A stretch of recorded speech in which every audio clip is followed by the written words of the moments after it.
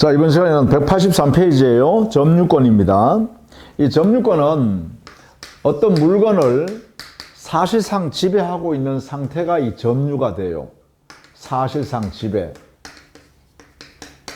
이 사실상 지배라는 점유가 존재하게 되면 여기에 민법은 권리를 이렇게 인정한다는 것이죠. 민법에 의해서. 이것이 바로 점유권입니다.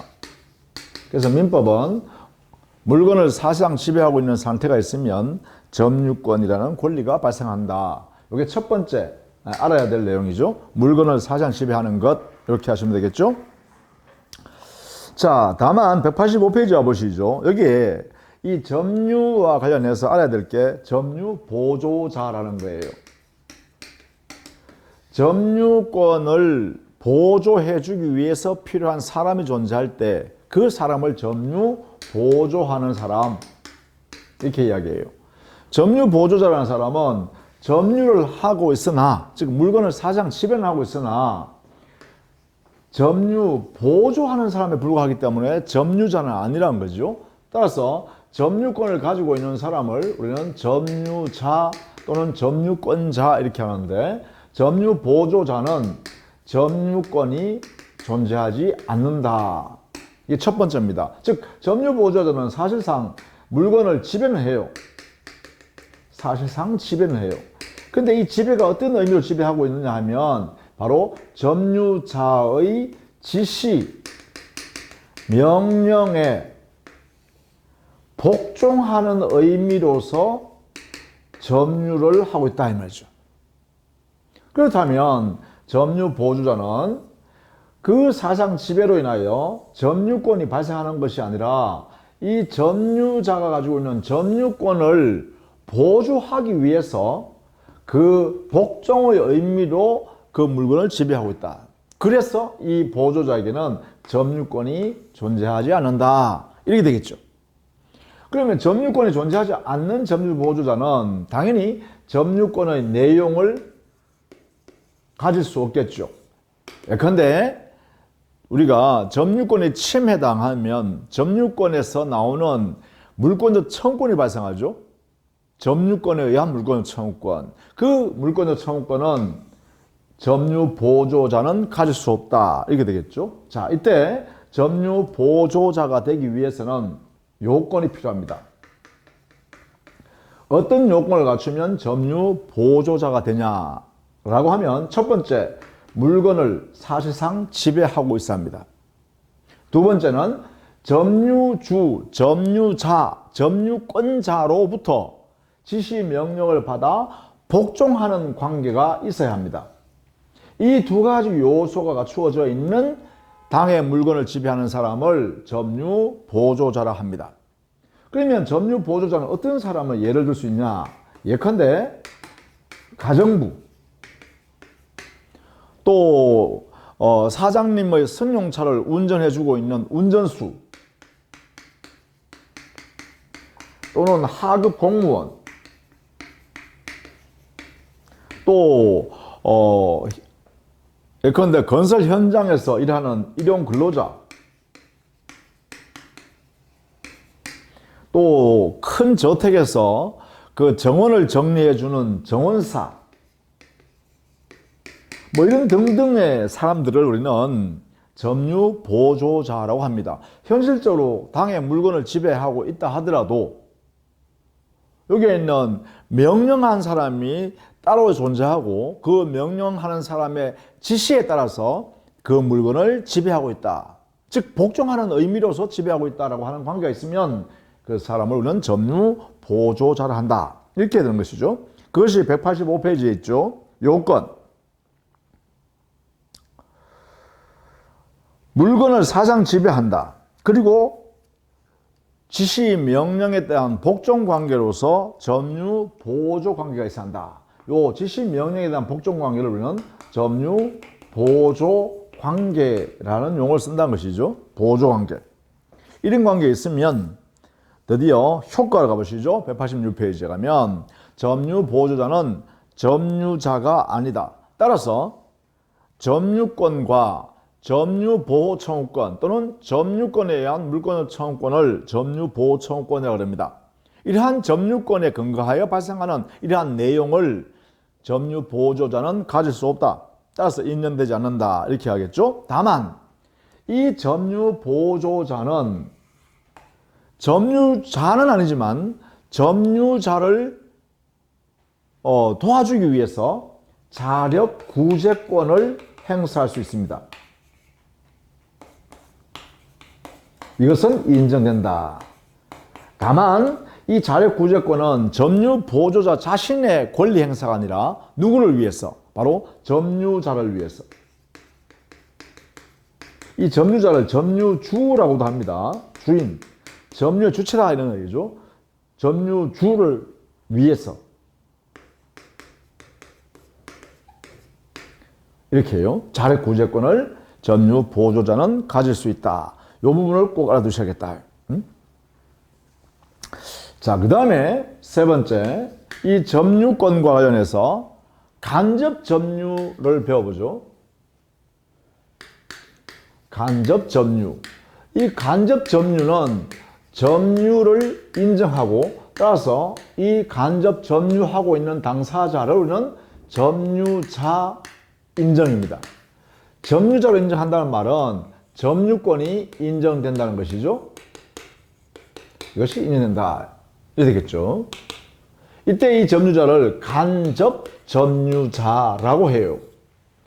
자, 그러면 간접 점유자인 이 간접 점유가 만들어지기 위해서 필요한 요건이 필요하다. 그죠? 그 요건이 뭐냐? 첫 번째, 먼저 직접 점유하고 있는 사람이 앞에 존재해야 됩니다. 당의 물건을 현실적으로 지배하고 있는 직접 점유자가 있어야 한다. 직접 점유자. 이건 매개자라고도 하죠.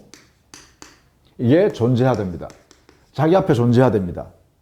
이때 이 직접 점유자의 점유라는 것은 간접 점유자가 그 점유를 허용했기 때문에 점유하는 것이죠. 그래서 간접 점유자와 직접 점유자 사이에 관계가 있어야 됩니다. 관계. 점유할 수 있는 관계를 간접 점유자가 직접 점유자에게 만들어주는 거죠. 허용한 것이죠. 이걸 뭐라 하냐? 이걸 매개관계라 그래요. 누구와 누구 사이에 직접 점유자가 점유하는 이 현상에 대해서 누구와 간접 점유자 사이에 여기에 관계를 이렇게 맺어야 이 말입니다. 요 관계 이름을 매개관계라고 한다. 이 매개관계는 간접 점유자가 허용해 주는 것이죠. 이렇게 직접 점유자에게. 그렇다면 예컨대 간접 점유자가 어떤 사람이냐? 예를 들면 지상권을 설정해 주는 사람, 전세권을 설정해 주는 사람. 그러면 어떻게 되냐? 여기는 지상권자가 당의 토지를 직접 점유하여 사용 수익하죠. 직접 점유합니다. 그러면 여기에 전세권을 설정해 주면 여기는 전세권자라는 사람이 당의 부동산을 직접 지배하죠. 이렇게 직접 지배합니다. 그래서 여기에 지상권자나 전세권자는 직접 점유하는 사람에 해당되고 여기에 지상권 설정자나 전세권 설정자는 바로 간접적으로 점유를 하고 있는 사람이다. 이렇게 인정하는 것이죠. 이때 이 지상권자라는 직접 점유자가 당의 목적물인 토지를 사실상 지배하고 있는 현상은 바로 지상권 설정자인 당의 토지 소유자가 설정, 즉 점유하여 사용 수익하도록 허락하기 때문이죠. 이게 뭐예요? 지상권 설정 계약이다. 이거죠. 지상권 설정 계약이라는 관계를 맺었기 때문에 이렇게 두 사람 사이에 그래서 직접 점유자가 즉 지상권자가 직접 점유자 지위 위해서 그 물건을 지배한다. 전세권도 마찬가지죠. 전세권자가 당의 목적 부동산을 직접 점유하여 사용 수익하는 것은 바로 전세권 설정 계약을 통해서 이루어지죠. 이 설정 계약을 바로 전세권 설정자가 허락한 것이죠. 합의해 준 것이죠. 이 관계를 뭐라 그러냐? 이 관계를 우리는 매개 관계라고 한다. 그렇죠? 그러면 직접 점유자와 간접 점유자 사이에 이렇게 매개 관계가 존재하게 되니까 여기에 있는 지상권 설정자, 전세권 설정자 같은 사람들을 우리는 간접 점유자라 한다. 그러면 간접 점유자라는 것은 점유권이 존재하죠. 인정되죠? 점유권이 인정되니까 점유권의 내용 이거 자체가 인정되겠죠? 그러면 간접 점유자가 점유권을 침해당하면 점유권에 기한 물권적 청구권, 점유권에 의한 반환 제거 예방 청구권이라는 물권적 청구권을 간접 점유자도 행사할 수 있다. 이런 이야기입니다. 물론 이때 여기에 있는 직접 점유자가 침해를 당했을 때 간접 점유자도 침해당하는 것이 됩니다. 그랬을 때 직접 점유자도 자기의 점유권에 기해서 침해자에 대해서 물권 청구권을 행사할 수도 있고 동시에 간접 점유자도 침해자에 대해서 물권 청구권을 행사할 수 있다. 이런 이야기죠. 자, 이게 바로 간접 점유자입니다. 우리 교재는 187페이지에 있죠. 거기에 요건에 보시면 점유 매개자의 직접 타주 점유의 존재. 이게 점유 매개자가 바로 직접 점유자를 의미합니다. 이 직접 점유자는 뒤에서 우리가 보겠습니다만 타주 점유자이다라는 것이에요. 이 사람은 다른 사람인 간접 점유자의 점유가 주인이라는 것을 인정하면서 다른 사람이 주인이라는 것을 인정하면서 점유하고 있다. 직접 점유자가 그런 의미입니다. 타주 점유. 그 다음 두 번째는 점유 매개 관계가 있어야 한다. 이거죠. 점유 매개 관계가 존재해야 된다.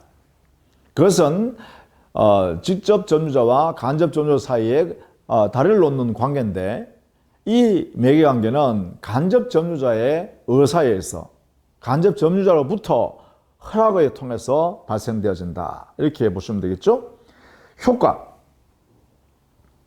첫 번째, 간접 점유자는 점유자이다. 이래놨죠. 점유자이기 때문에 점유권이 인정되고 점유권이 인정되니까 점유권의 내용이 인정된다. 즉 점유권에 침해당하면 간접 점유자도 점유권에 기해서 반환, 제거, 예방 청구권이라는 물권 청구권이 허용되겠죠. 다만 여기 조심해야 될 게 뭐냐 하면 바로 거기에 있는 3번 동그라미입니다. 효과의 안에 있는 3번 동그라미요. 직접 점유자, 간접 점유자 모두 대외관계에서는 점유권에 의해서 각각 침해자에 대해서 물권 청구를 행사할 수 있죠. 그런데 동그라미 2번으로 가면 대내관계가 있죠. 이건 무슨 말이냐면 직접 점유자와 간접 점유자 양쪽 다 동일한 물건에 대한 점유자이죠. 예컨대 여기에 전세권자 한번 볼까요? 전세권자, 전세권 설정자와 전세권자 보면 전세권자인 소유자가 갑이라 해볼까요? 건물 소유자. 이것을 전세권 설정 계약을 통해서 여기 을에게 전세권을 이렇게 만들어줘서 을이 당의 목적물을 직접 지배하게 되죠. 이렇게 직접 사용 수익하게 됩니다. 전세권자가. 그럼 이때 갑이라는 소유자는 전세권 설정자 지위로서 간접 점유자 되겠죠. 여기는 직접 점유자가 되겠고 이렇게요. 이게 간접 점유자, 직접 점유자.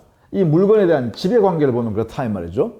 자, 이때 갑도 점유자이고 을도 점유자예요. 그러면 갑이 가지고 있는 점유권과 을이 가지고 있는 점유권이 충돌되면 이렇게 서로 충돌하면 누가 힘이 세서 우선적 효력이 있을까라는 문제입니다. 이걸 내부 관계라고 하는 거예요.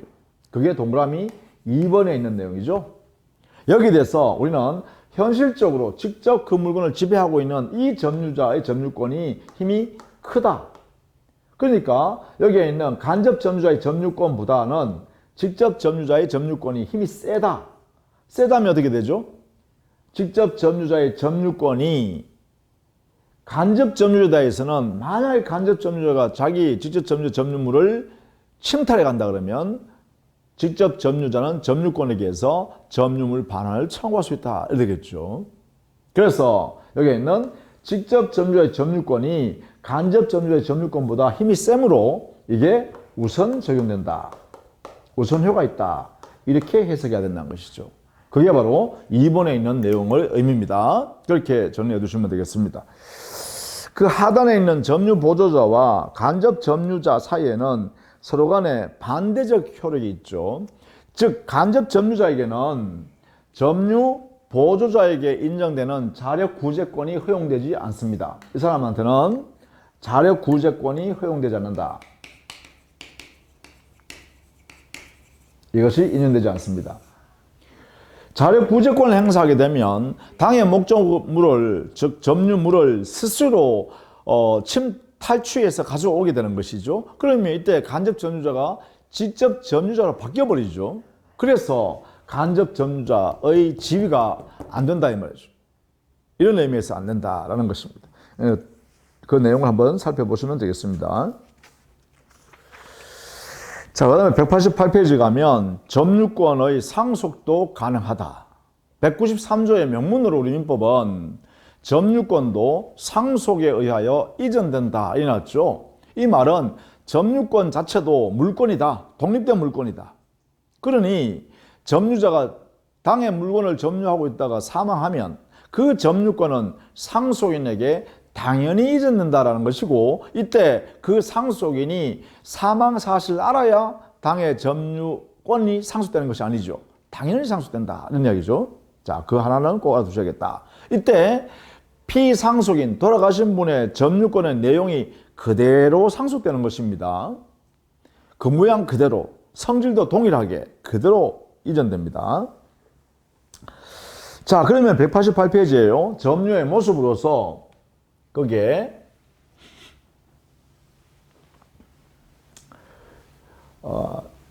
자주점유와 타주점유의 개념을 구별하고 있죠. 이 내용은 참 중요하다. 자주점유라는 개념과 타주점유라는 개념을 이해해 두셔야겠습니다. 이 두 개의 개념이요. 의미는 자주점유라는 것은 점유자가 당의 점유물을 스스로 자기가 주인이다, 내가 소유자라는 의식을 가지고서 점유하는 거예요. 다른 말하면 소유의사가 있는, 존재하는 점유하다 이래 되겠죠. 이 점유 자체가 소유의사가 존재하는 점유, 이걸 자주점유라고 해요. 그러면 이 점유물에 대하여 점유자가 이 점유하고 있는 물건은 내가 소유자가 아니기 때문에 이 점유 관계는 언제나 끝내고 타인에게 돌려줘야 한다라는 것이 인정되는 점유. 그걸 우리는 타주 점유라고 그래요.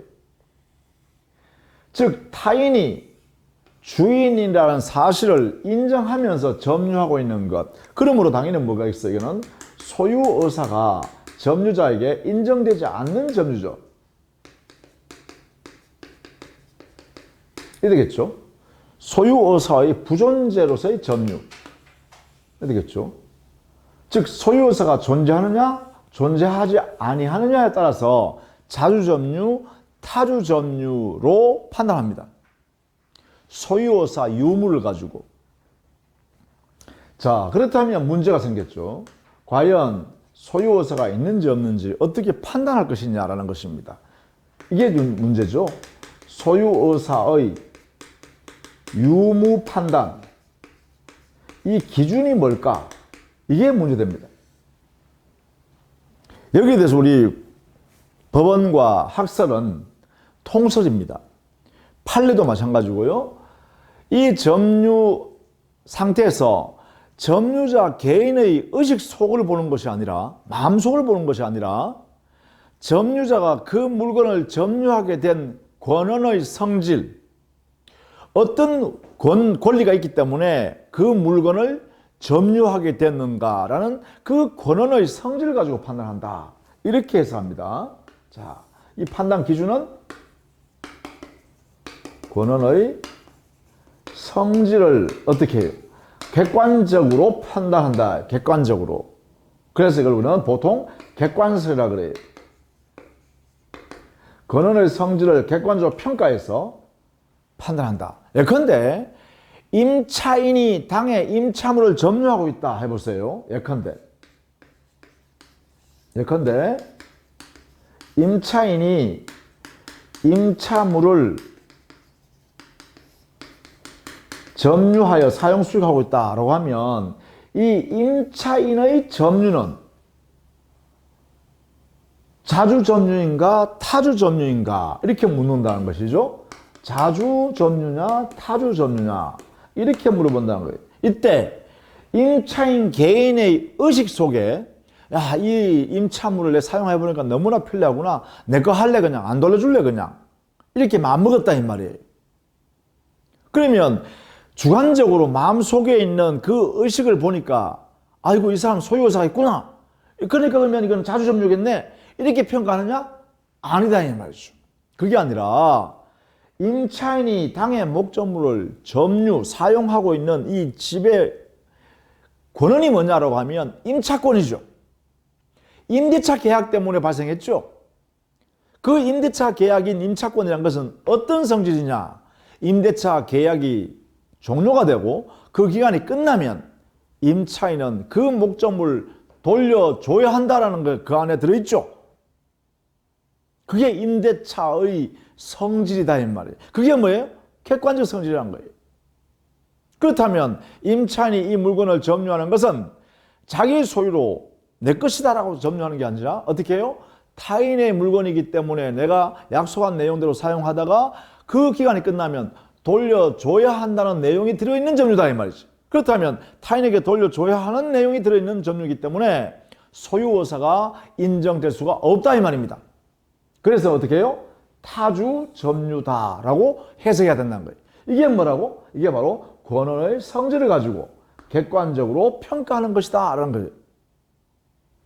따라서 임차인의 주관적 마음속에 있는 내면에 있는 의식을 가지고 판단하는 것이 아니라 임대차 계약에는 임대차 관계의 성질을 가지고 판단한다 이런 이야기예요. 타인의 물건을 빌려서 쓰면 그 내용은 객관적으로 돌려줘야 한다는 내용이 포함되어 있는 성질이죠. 그래서 자주 점유가 아니다. 이렇게 되겠죠. 그래서 임차인의 점유는 타주 점유에 해당된다. 이렇게 해석해야 되는 거예요. 이것으로 우리는 권한의 성질을 가지고 객관적으로 평가하는 것이다. 이렇게 해석합니다. 자, 그 내용이 188페이지에 양갈로 3번의 구별 기준이라고 되어 있죠. 여기에 있습니다. 거기 보면 자주 점유인지 여부는 점유할 권한의 성질에 의하여 객관적으로 결정한다. 이걸 객관세라고 그래요. 그래서 이 내용을 꼭 알아두셔야 합니다. 이 부분이죠. 이 부분 가장 중요한 말이다. 그죠? 자, 그러면 189페이지에 있는 거기에 8가지를 쭉 설명하고 있죠. 판례전이 나왔죠. 이 부분은 여러분이 보시면서 자주 점유네, 타주 점유네 라고 결정할 수 있어야 돼요. 예를 들면 매수인의 점유 이렇게 하면 원칙적으로 자주 점유다. 매매계약의 성질을 가지고 판단해보면 매수인은 매도인이 가지고 있는 저 물건의 권리를 내가 가져와서 내가 취득한다라는 내용이 어떻게 해요? 매수인의 의사속을 보는 게 아니라 매매계약의 성질이 그렇다 이 말이에요. 그래서 매수인이 당의 매매 목적물로 인도받아 점유하고 있다면 그것은 자주 점유라고 해석하는 것입니다. 다만 그 매수인의 점유가 매매계약 당시에 무효다. 매매가 무효라는 것을 매수인이 당의 목적물을 받으면서도 알고 받았다고 한다면 이때는 매매계약 자체가 뭐예요? 효력이 무효라는 게 객관화되어 있다면 매수인의 점유는 타주 점유가 되겠죠. 그것이 1번의 의미입니다. 이런 식으로 여러분은 익혀두셔야 됩니다. 2번 명의수탁자의 점유, 타주 점유.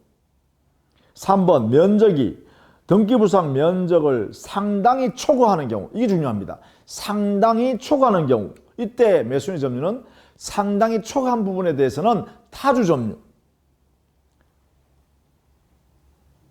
4번 타인 소유 토지의 매수인이 점유한 것, 이것도 역시 매수인의 점유니까 원칙적으로 자주 점유. 5번 분묘기지권자의 당의 분묘기지에 대한 점유. 타주 점유. 이유는 지상권과 유사한 점유이기 때문에 그렇습니다. 분묘 기지권이 끝나면, 분묘를 다른 데로 이장하면 그 토지는 더 이상 자기가 사용할 수 없고 돌려줘야 된다는 게 전제되죠. 그래서 그렇습니다.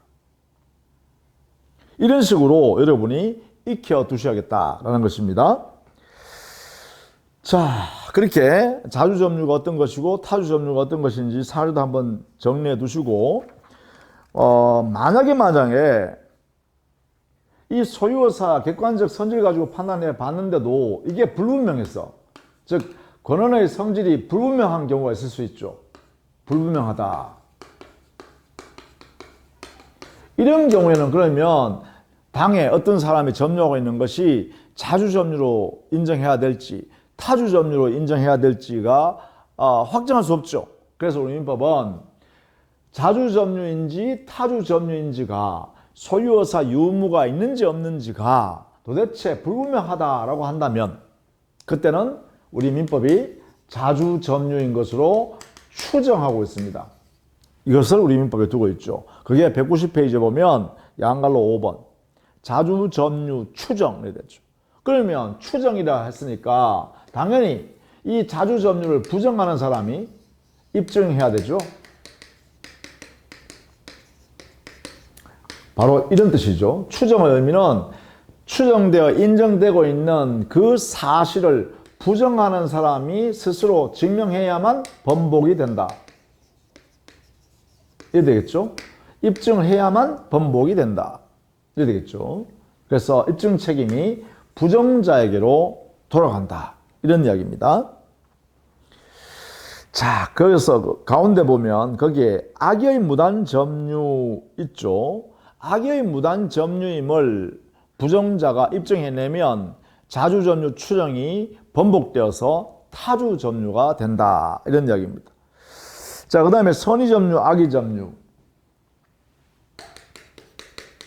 선의점유,